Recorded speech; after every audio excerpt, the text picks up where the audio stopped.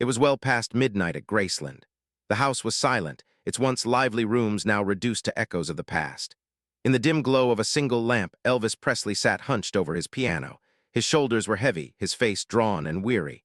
The king of rock and roll, adored by millions, looked nothing like the larger-than-life figure the world knew. In that moment, he was simply a father, a broken man searching for comfort in the only way he knew how. His trembling fingers pressed against the keys, uncertain at first, then steadying as a melody filled the room. It wasn't one of his classics, not a song the fans would recognize. This was something different, private, sacred. A tune he swore would never leave these walls. Because it wasn't written for the stage, it was written for her, for Lisa Marie.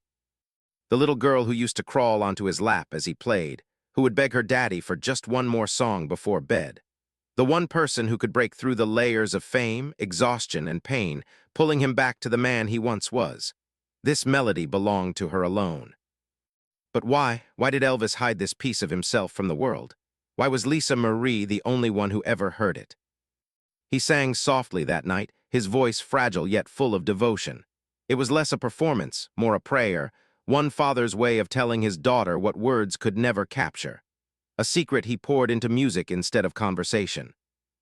And then, as the song ended, he sat in silence. For a long time, he didn't move. He knew something was changing, something he couldn't control. Hours later, events would unfold that sealed this private performance as one of the last father-daughter secrets they would ever share. The truth behind that hidden song, the reason he never let the world hear it, would remain locked away. Not just through Elvis's lifetime, but even through Lisa Marie's. Only years after both of them were gone would the story finally come out, and when it did, it changed everything we thought we knew about the bond they carried to the very end. To understand why Elvis clung to that song, why he poured it into Lisa Marie's heart and no one else's, we need to step back into the world that shaped their bond, and the cracks that threatened to break it apart. Because when Lisa Marie was born in 1968, Elvis was already a legend. He was 33 years old at the peak of his fame, with the world calling him the king of rock and roll. But what the cameras didn't capture was the shadow of loneliness that came with all that glory. For Elvis, Lisa wasn't just a child. She was a lifeline, the one piece of innocence he could hold on to in a life that had become more about business, contracts, and grueling schedules than joy. He once told a close friend, "She's the only thing that's real to me." And he meant it. Because while the world saw the glittering jumpsuits, the screaming fans, and the Vegas headlines, behind closed doors Elvis was drifting further and further from the man he wanted to be. At Graceland, things were different. Here he was Elvis Presley, the star. He was Daddy. The man who would crouch down on the carpet to build Lego castles with Lisa. The one who let her race horses around the property while he cheered her on. The one who sang lullabies that no one else in the world would ever hear. And yet, even in that safe bubble, there was tension. Elvis knew he was living two lives, one as the performer who belonged to millions, and one as the father who belonged to just one little girl. Reconciling those two worlds was harder than anyone realized. Because every time he left for a tour, every time the doors of his private jet closed and Graceland shrank below him, he carried guilt. He knew Lisa didn't understand why her daddy had to keep leaving. She only knew that when he was gone, she missed him. And when he came back, she clung to him like she was afraid he might disappear again. Friends recalled nights when Elvis would call home from the road just to hear Lisa's voice. He didn't always have much to say. Sometimes he'd just listen to her chatter on about her day, the horses, the toys, the little victories that meant nothing to the world but everything to him. But the truth is, Elvis was also afraid. Afraid of letting her see too much. Afraid of her catching glimpses of the man he was becoming, the one numbing his body with pills, pushing himself past exhaustion, trying to live up to a crown that felt heavier with each passing year. He needed Lisa to see him as Daddy, not as the fatting icon the public whispered about. And so, in music, he found his language. For Elvis, songs weren't just entertainment. They were confessions.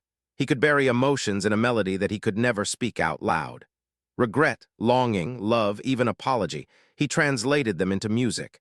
And when it came to Lisa Marie, he kept a private vault of songs only she would ever hear. One of those songs was the one he played on that lonely night, the one he swore the world would never know. Because it wasn't just about her. It was also about him, the part of himself that only she could draw out. To share that song publicly would have meant exposing his most fragile truth, and that was something Elvis was not ready to do. Still, Lisa Marie knew. Even as a child, she felt the weight of his music. She once described those late-night piano sessions as haunting but beautiful. She said it was like watching her father pour his heart out, but only in fragments, never fully letting her see the whole picture. What she didn't know, what no one knew, was that those fragments were all he had left to give. By the mid-1970s, Elvis was battling demons that fame only made worse. His health was declining. His circle of trust was shrinking.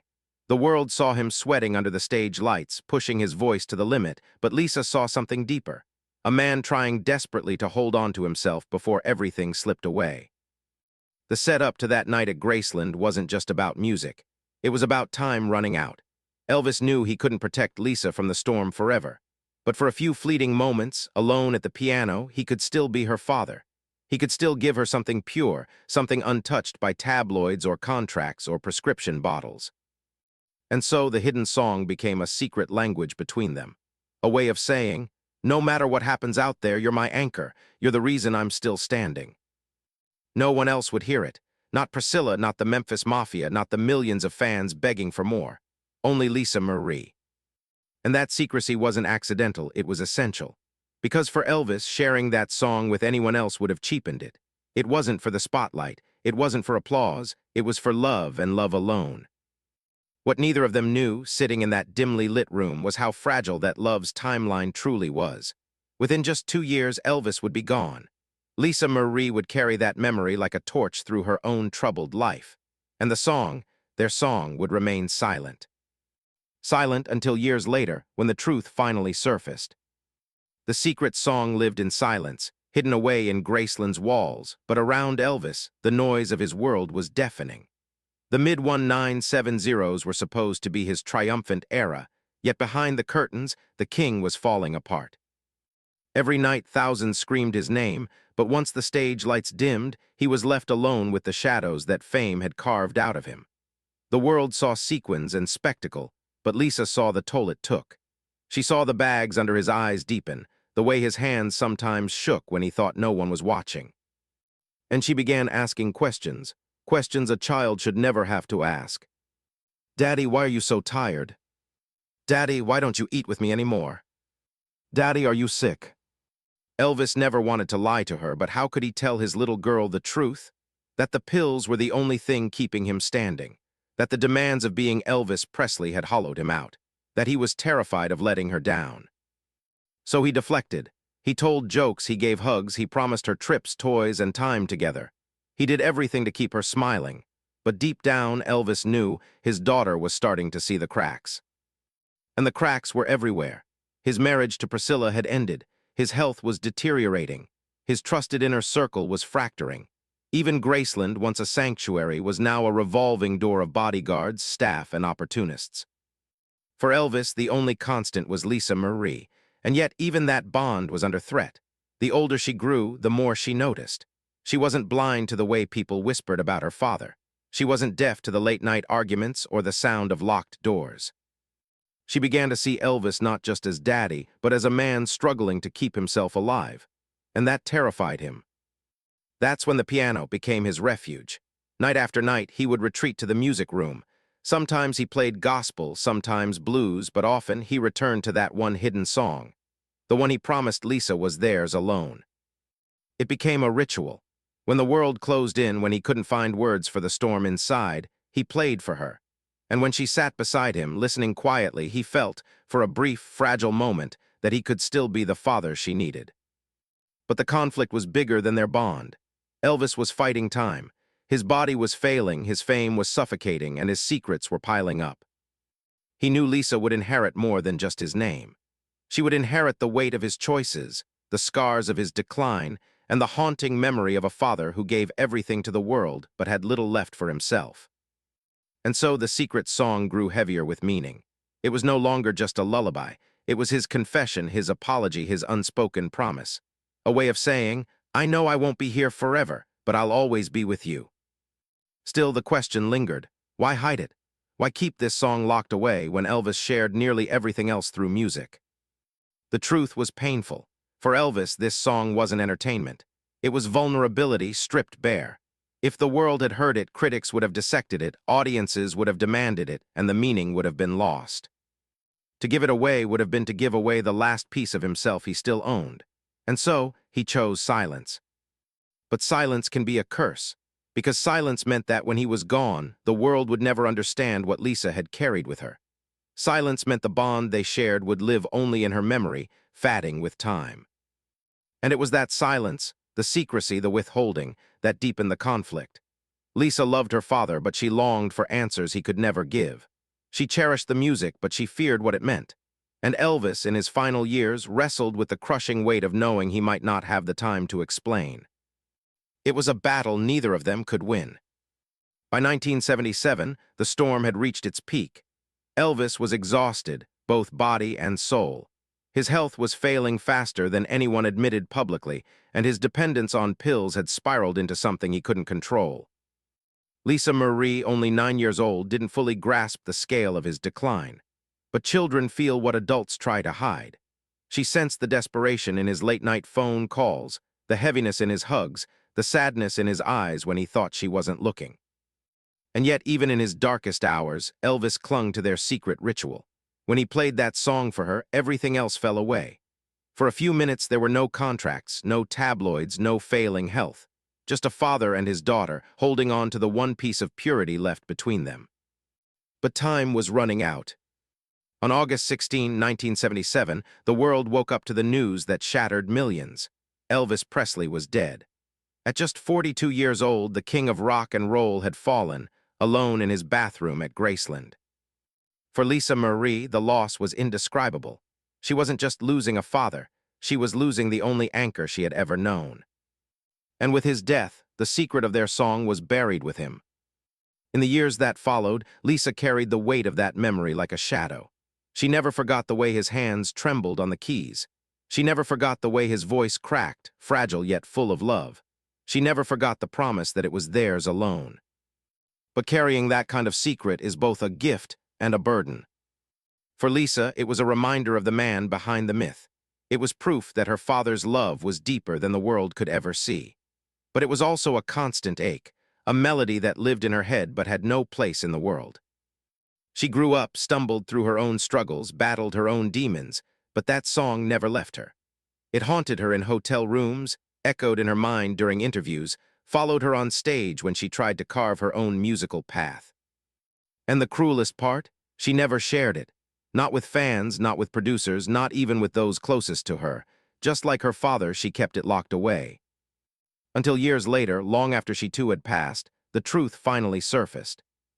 Through fragments of old recordings, through whispers from those who had been close, through Lisa's own scattered recollections and interviews, the world began to piece together the story of the hidden song. And when people finally understood, it changed everything. It wasn't just about Elvis's music. It was about his humanity. It was about the vulnerability he never dared to show the public, but entrusted to his daughter. It was about the father who wanted, more than anything, to leave behind a piece of himself that was untouched by fame. The breaking point wasn't just Elvis's death. It was the silence that followed, a silence that stretched across decades until the truth finally broke through. And when it did, fans didn't just hear about a secret song. They heard about a father's love preserved in the most fragile of ways. They saw Elvis not as a king, but as a man. And for Lisa Marie, even in death, it meant that the secret she carried was finally understood. It was no longer just their song, it was a legacy. In the days after Elvis's death, Graceland became a fortress of grief. Fans lined the streets, holding candles, singing his songs, sobbing as if they had lost a member of their own family. The world was in mourning, but inside those gates the pain was even sharper. Lisa Marie was only 9 years old enough to understand that something had shattered, too young to know how to carry it. Reporters clamored for details, fans demanded answers, and the Presley estate scrambled to preserve the legend. But for Lisa, none of that mattered. All she wanted was her daddy back. She wandered through the halls of Graceland, searching for him, half expecting him to walk through the door with that mischievous smile, ready to scoop her up in his arms. But every room reminded her of absence. The piano, silent now, the jumpsuits hanging lifeless in their cases, the echoes of a voice that would never sing to her again. People spoke of Elvis the superstar. They spoke of the man who changed music forever, who broke records and barriers, who left behind a kingdom of fans. But Lisa clung to the smaller memories.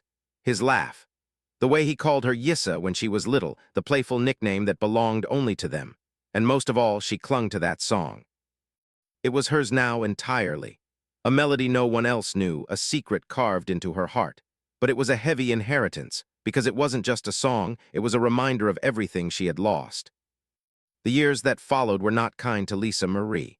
She grew up under the crushing weight of being Elvis Presley's daughter.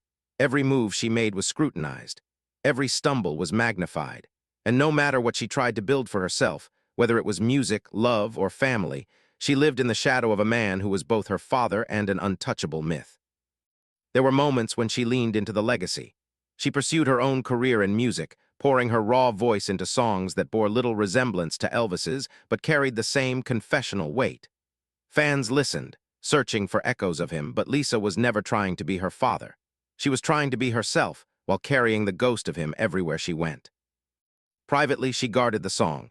She mentioned it in fragments here and there, sometimes in interviews, sometimes in conversations with those close to her. But she never let anyone hear it. Perhaps she feared it would be exploited. Perhaps she wasn't ready to let go. Or perhaps it was too painful to share because once it was out in the world, it would no longer be just hers. And so the melody lived in silence, a ghostly thread tying her to her father, looping through her memory every time she sat at a piano. But grief is a complicated thing. It doesn't stay in one place, it transforms. As Lisa grew older, the song began to shift in meaning. It was no longer just a memory of her father, it became a mirror of her own struggles. The weight of fame, the fight to hold on to herself, the yearning to be understood, all of it echoed in that private melody. When she lost her son, Benjamin, in 2020, the pain was almost unbearable. Friends said she clung harder than ever to the private memories of her father, as if Elvis were the only one who could understand what it meant to lose so much while the world still watched. The hidden song, already steeped in sorrow, became her companion in grief. And yet she never released it, never performed it, never allowed it to become part of the Presley catalog that fans endlessly consumed. Because some things, she believed, were not meant for the public. Some things were sacred. But fate had other plans. For decades, the world speculated about Elvis's final years, his private confessions, his relationship with Lisa Marie. Fans hungered for every scrap of unreleased material, every home recording, every diary entry. And buried in that hunger was the unanswered question: was there something left we had never heard? The answer, hidden in the walls of Graceland and in Lisa's heart, was yes. And as time went on, cracks began to form in the silence. Snippets of conversations, whispers from friends, fragments of tapes long forgotten. Slowly, a picture began to emerge. And with it, the secret that had bound father and daughter for a lifetime was about to surface. The story of the hidden song did not fully break until years after Lisa Marie's own passing in 2023. By then, the Presley family had already endured decades of loss, scrutiny, and the unrelenting gaze of the world. But with Lisa gone, memories and fragments began to flow freely, as though the silence itself had died with her. It started quietly. An old recording surfaced, scratchy, incomplete, barely more than a whisper. Elvis at the piano, his voice unsteady, his playing delicate. At first, archivists dismissed it as a rehearsal. But then came the revelation: this wasn't any known song. It wasn't part of his catalog, wasn't listed in any session logs. It was something else, something personal. People close to Lisa confirmed what many had long suspected. This was the song. The one Elvis had written for his daughter, the one he swore he would never perform for anyone else. The one she carried with her all her life, protecting it like a flame that could never be blown out. And when fans heard it, even in its rough, unfinished form, they were stunned. It wasn't polished. It wasn't designed for radio or charts. It was raw, fragile, and aching with emotion. Elvis's voice cracked in places, his words blurred, but the intent was unmistakable. Love, confession, and a desperate attempt to say the things he could never speak aloud. Critics tried to analyze it, to frame it in the context of his career. But for once, the critics didn't matter. Fans didn't hear Elvis Presley, the star. They heard a father singing to his daughter. They heard humanity breaking through the myth. And in that moment, the song transformed. What had been a private bond between two people became a window for the world to see Elvis differently. not as the king, not as the icon, but as a man who loved his child so deeply, he hid his most vulnerable creation from everyone else. For Lisa, even in death, it was vindication. Her silence had been worth it. She had protected the song long enough for the world to understand it on her terms, not as entertainment, but as legacy. The revelation rippled through Elvis's fandom. Some wept, saying they felt as though they were finally allowed to meet the man behind the jumpsuit. Others felt guilt, realizing how much pressure the world had put on him to give and give without leaving anything for himself. And many simply sat in awe of the fact that after all these years, Elvis still had the power to surprise us, not with a performance, but with a confession.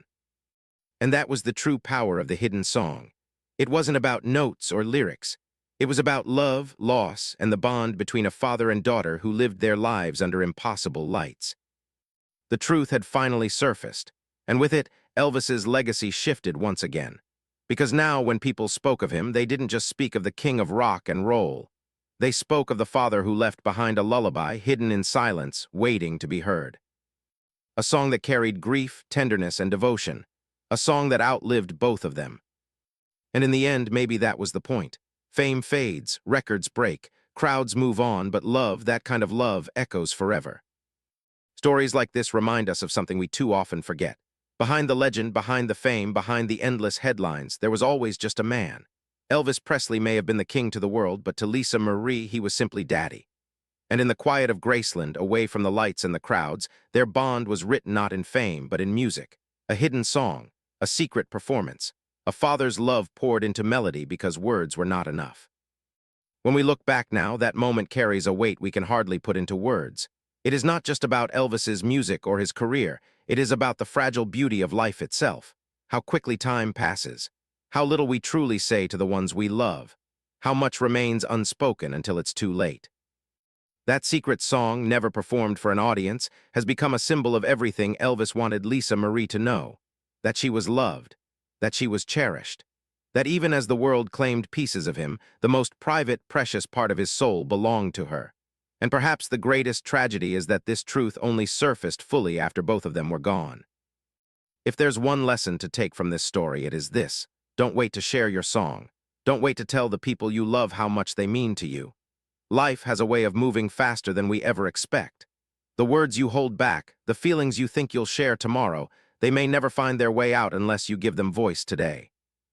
That's why we tell these stories, not just to honor Elvis or Lisa Marie or the private moments that history almost forgot, but to remind ourselves of the fleeting, fragile nature of life and the enduring power of love.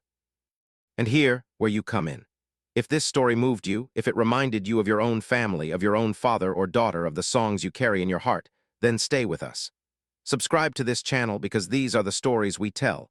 The untold chapters, the hidden truths, the private moments that reveal the humanity behind the headlines. Every video is another chance to keep their memory alive, to honor not just the legends, but the love that shaped them. So before you go, let me ask you this. Who is the Lisa Marie in your life? Who is the person you need to sing your hidden song to, even if your voice cracks, even if it's imperfect? Don't wait for tomorrow. Say it now, play it now, let them know now. And if you believe these stories deserve to be remembered, if you believe Elvis and Lisa Marie's bond should never be forgotten, then join us. Subscribe, share this video with someone you love, and help us keep their memory alive. Because in the end, that's what matters most. Not the fame, not the fortune, not the applause, just the love.